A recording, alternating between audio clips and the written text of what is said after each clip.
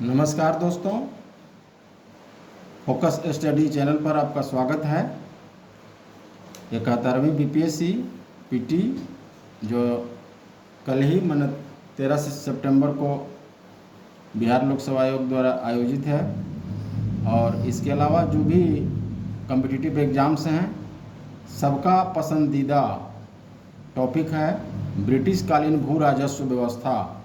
British कालीन भू राजस्व व्यवस्था यानी 1757 में जब अंग्रेज़ों की जीत हो गई पलासी युद्ध में, उसके बाद और 1857 की क्रांति के बीच को ही ब्रिटिश कालीन भू राजस्व व्यवस्था कहते हैं। माने ब्रिटिश कालीन, उसमें अंग्रेज़ों का क्या लैंड रेवेन्यू सिस्टम, माने भू राजस्व व्यवस्था क्या था, तो जो है कॉम्पिटिटिव ऑल कॉम्पिटिटिव एग्ज़ाम्स का पसंदीदा टॉपिक है। तो रिवीजन सीरीज का ये अंतिम प्रहार है, तो हम देख लेते हैं इसको, इस पर चर्चा करेंगे। ये तीनों जो भू राजस्व व्यवस्था है, अस्थाई बंदोबस्त, रैयतवाड़ी व्यवस्था और महलवाड़ी व्यवस्था, इसमें क्या क्या प्रावधान था इसको हम चर्चा करते हैं।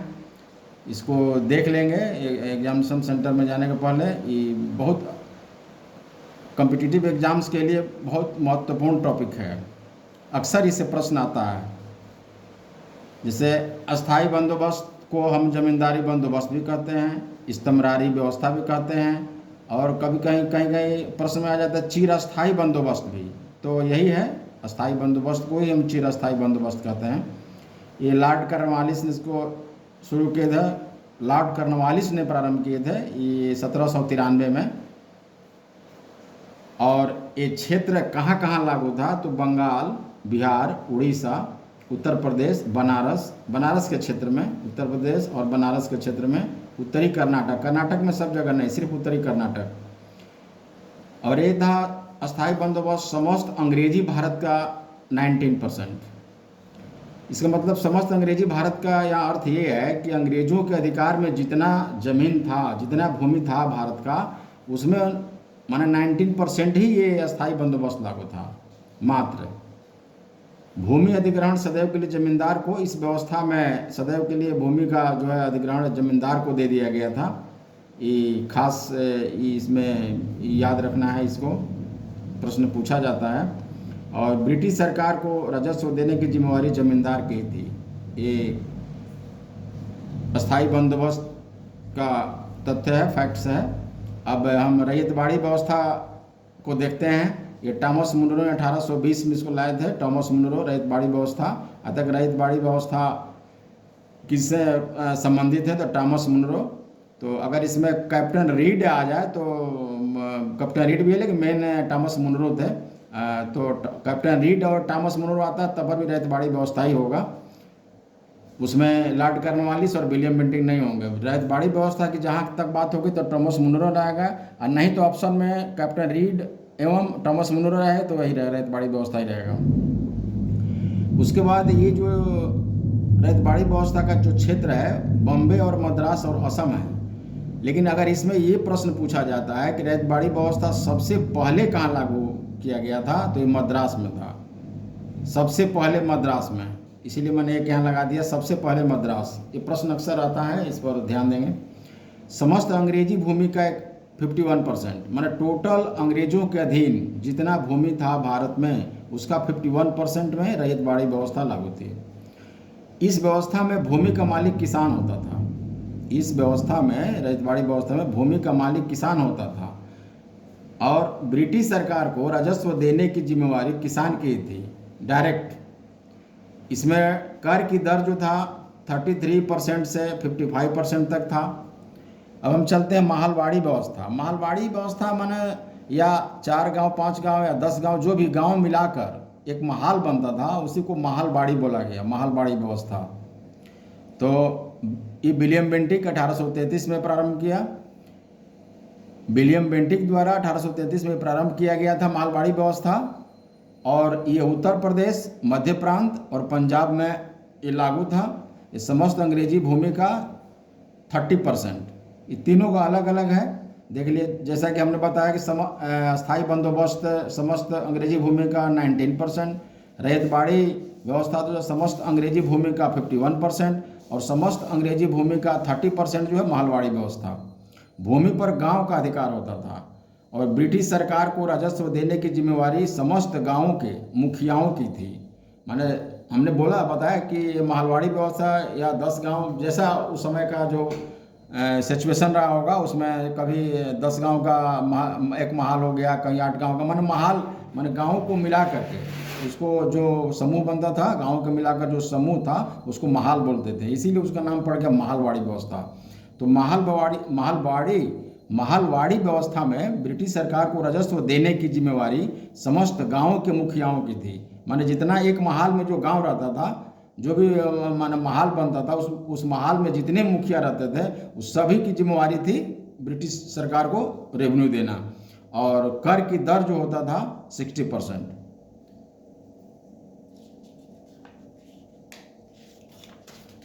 इसी पर आधारित प्रश्न है, जैसे है कि अस्थायी भूमि व्यवस्था किन क्षेत्रों में लागू की गई। देखिए बंगाल सूबा और बनारस जमींदारी में, बंगाल सूबा और बनारस जमींदारी में। किस क्षेत्र में मालवाड़ी प्रथा लागू की थी, तो पंजाब क्षेत्र में। मालवाड़ी ये पश्चिमोत्तर भारत में नहीं थी, मालवाड़ी बम्बई और मद्रास में नहीं था, असम में नहीं था। रैयतवाड़ी प्रथा लागू थी, कहाँ कहाँ लागू थी, तो बम्बई और मद्रास में। इस संयुक्त प्रांत में नहीं था, असम क्षेत्र में नहीं था, पश्चिमोत्तर प्रांत में नहीं था। ये मैंने पहले ही बता दिया, एक नज़र उसको देखने से याद रहेगा उसमें, तो ये प्रश्न का आंसर आसानी से इसको दिया जा सकता है।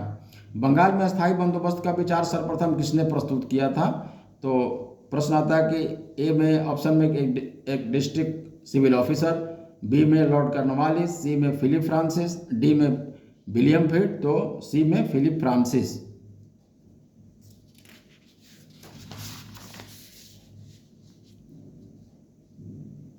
अस्थायी बंदोबस्त के अधीन जमा किए गए भू राजस्व में जमींदारों का अंश कितना होता था, तो 1/4, ये गलत है।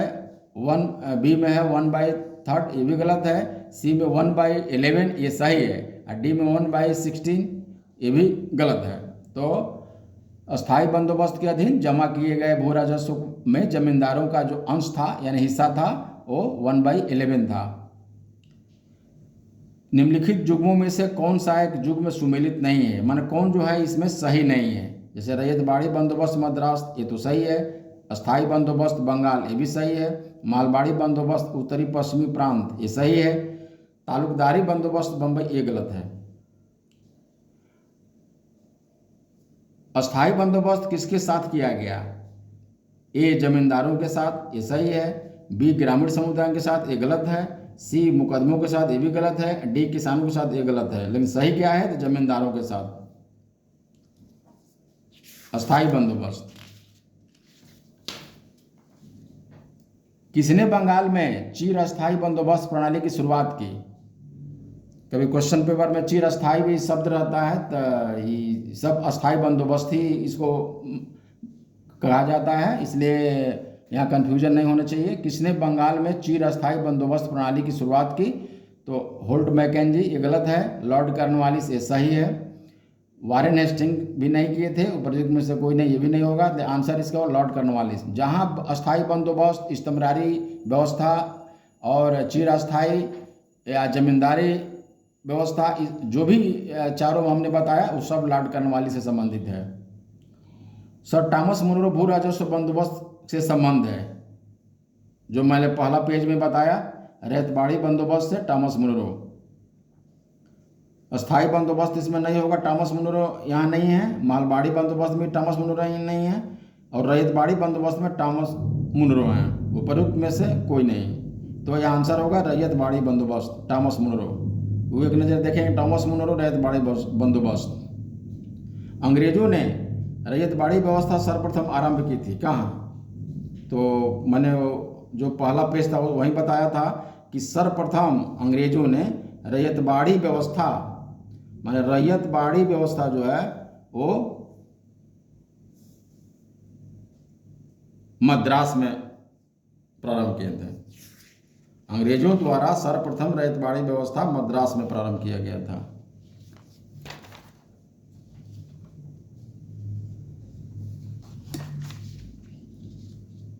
किस समय बंगाल और बिहार में भूमि पर किराएदारों के अधिकारों को बंगाल किराएदारी अधिनियम द्वारा दिया गया? किस समय बंगाल और बिहार, ये समय यहाँ पूछा जा रहा है कि भूमि पर किराएदारों के अधिकारों को बंगाल किराएदारी अधिनियम द्वारा दिया गया। तो बंगाल किराएदारी अधिनियम ये 1885 में, ये समय पूछा जा रहा है किस समय? 1885। किस समय? तो 1885। ये सही है। 1886 गलत है, 1889 गलत है, 1900 गलत है। आंसर माने 1885 में बंगाल और बिहार में भूमि पर किराएदारों के अधिकारों को बंगाल किराएदारी अधिनियम द्वारा दिया गया। वह व्यवस्था जिसके तहत किसान स्वयं भूमि का मालिक होता है और सरकार को भू राजस्व के भुगतान के लिए जिम्मेदार माना जाता है, किस व्यवस्था में? जमींदारी प्रथा में है।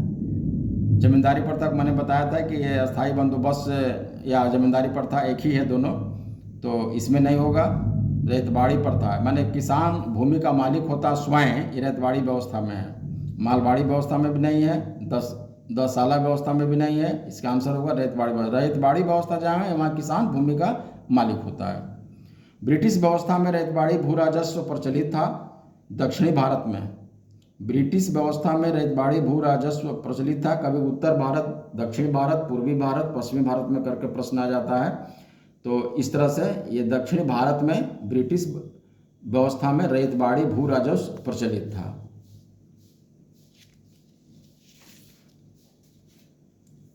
रैयतबाड़ी बंदोबस्त के संदर्भ में निम्नलिखित कथनों पर विचार कीजिए। इस तरह से कंसेप्ट के आधार पर प्रश्न आ जाता है। कभी फैक्ट पर आता है, कभी कंसेप्ट पर आता है, तो कभी कभी कंसेप्ट को भी जानना इसमें आवश्यक हो जाता है। ये कंसेप्ट का सवाल है कि किसानों द्वारा लगान सीधे सरकार को दिया जाता था। इसमें एक उपरयुक्त में से कौन सा कथन सही? ये 3 जो कथन है, जहाँ स्टेटमेंट का सवाल है, तो कंसेप्ट पर है। जब तक रैयतबाड़ी व्यवस्था के बारे में हम पूरा नहीं जानेंगे तब तक कंसेप्ट पर आधारित प्रश्न का जवाब नहीं दे सकते हैं। इसलिए कंसेप्ट पर भी मैंने यहाँ क्वेश्चन बनाया है कि रैयतबाड़ी बंदोबस्त के संदर्भ में निम्नलिखित कथनों पर विचार कीजिए। किसानों द्वारा लगान सीधे सरकार को दिया जाता था। ये रैयतबाड़ी बंदोबस्त के संदर्भ में कर, माने ये सही है कि नहीं? तो किसानों द्वारा लगान सीधे सरकार को दिया जाता था, ये सही है। सरकार रैयत को पट्टे पर देती थी, ये भी सही है। कर लगाने के पूर्व भूमि का सर्वेक्षण और मूल्य निर्धारण किया जाता था, ये भी सही है। यानी इसका आंसर क्या होगा? 1, 2, 3। ये कंसेप्ट पर आधारित है। पुस्तक poverty and un British rule in India किसने लिखी? दादा भाई नौरोजी। अक्सर ये प्रश्न पूछा जाता है। दादा भाई नौरोजी का जो बुक है poverty and un British rule in India, अक्सर ये प्रश्न पूछा जाता है, इसलिए रिवीजन के लिए हमने लिख दिया।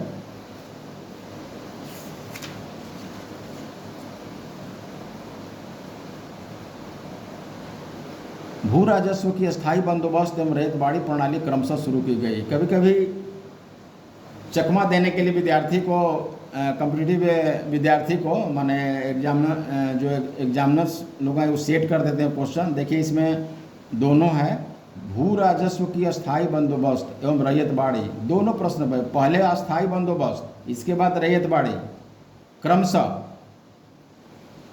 तो अस्थाई बंदोबस्त क्रमशः शुरुआत में कहाँ हुआ, उसके बाद रैयतबाड़ी। तो इसमें पहले से अगर जानकारी है ये सब रिवीजन कर लेंगे, देख लेंगे कि अस्थाई बंदोबस्त कहाँ हुआ और रैयतबाड़ी का। देखिए अस्थाई बंदोबस्त पहले बंगाल में है, यहाँ पंजाब है या मद्रास है। तो सबसे पहले खोजे कि भाई ये जो अस्थाई बंदोबस्त है तो बंगाल था, तो ये बंगाल है। इसके बाद रैयतबाड़ी कहाँ, तो मद्रास में, बंगाल के बाद मद्रास है। तो एक इस तरह का प्रश्न पूछा जाता है। तो जो सीधा प्रश्न है वो तो है, लेकिन थोड़ा सा विद्यार्थी को, माने कॉम्पिटिटिव एग्जामिनर को चकमा देने के लिए एग्जामिनर लोग सेट करते हैं इस तरह का क्वेश्चन। तो इसको भी ध्यान रखेंगे कि गलत नहीं हो आंसर। अगर वो ये याद रहेगा कि स्थायी बंदोबस्त में कहाँ है, इसके बाद रैयतबाड़ी में कौन क्षेत्र है, इसके बाद मालबाड़ी में कौन क्षेत्र है, तो इसका आंसर देने में कोई कठिनाई नहीं होगी। दूसरा है कि बिहार में परमानेंट सेटलमेंट लागू करने का कारण क्या था? जमींदारों का जमीन पर अधिकार न रहना एक तो कारण नहीं था। जमींदारों के लिए जमीन पर वंश परंपरागत अधिकार को स्वेच्छा से हस्तांतरित करने का अधिकार ये था। और भू राजस्व का राजस्व निर्णय करना ये भी अधिकार नहीं था। एक कारण नहीं था परमानेंट सेटलमेंट लागू करने का। जमींदारी प्रथा को उन्मूलन भी परमानेंट सेटलमेंट लागू करने का कारण नहीं था। इस तरह से ये जो आंसर है, जमींदारों के लिए जमीन पर वंश परंपरागत अधिकार को स्वेच्छा से हस्तांतरित करने का अधिकार, ये आंसर सही है। तो इस तरह से ये जो ब्रिटिश कालीन भू राजस्व व्यवस्था है, इस पर मैंने चर्चा किया। और अब ये जो रिवीजन सीरीज का जो आज का क्रम है, माने अंतिम है, ये अंतिम प्रहार था रिवीजन सीरीज का। अब मैं जो लेक्चर का जो वीडियो था, पहला मैं लेक्चर, मेरा पहला वीडियो है इस फोकस स्टडी चैनल पर कि यूरोपीय कंपनियों का आगमन। तो ये मॉडर्न इंडिया का पहला यूरोपीय कंपनियों का आगमन और उसका इंट्रोडक्शन क्लास था, पहला वीडियो। उसके बाद दूसरा वीडियो भारत में पुर्तगाली का आगमन, भारत में पुर्तगालियों का आगमन। तो उस वीडियो में पार्ट 1 पार्ट 2 था, तो 2 वीडियो हुआ था। तीसरा भारत में डचों का आगमन अब मैं लेके आऊँगा। और बीच बीच में चूँकि करंट अफेयर्स का क्लास होगा, इसलिए आज इस क्लास में इतना ही। फिर अगले क्लास में